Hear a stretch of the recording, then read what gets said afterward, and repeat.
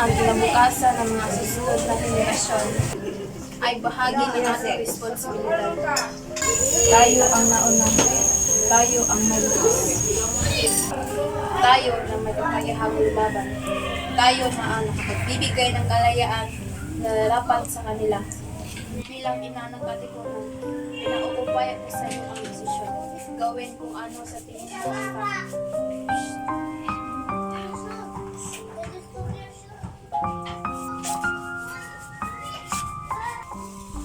Napakarami na ang naging biktima ng mga Espanyol at mas marami pa ang mamamatay kapag hindi natin pigilan ang kanilang pang-aapi.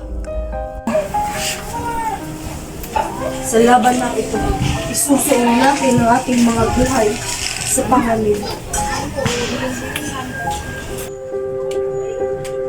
Ilang araw mula ngayon, sa gabi ng Advento 9, sisimulan na natin ang revolusyon.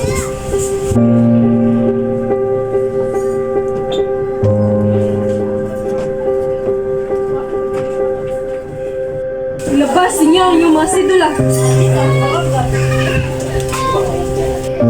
Pagmasdan ninyo ang papel na umalitin sa ating lahat. Katipunan, kailangan na nating makasanang ilang daang pananakop ng mga Espanya. Kulang man tayo sa sandata, mas malakas mo ng baril at mga kanyon ng Kastila. Lalaban tayo sa ating huling hininga. Tayo ang magtatagumpay dahil tayo ang mga anak ng bayan. Tayo ang nagmamay-ari ng lupang ito sa atin ng bayan na ito. Punitin ang sidulan niyo!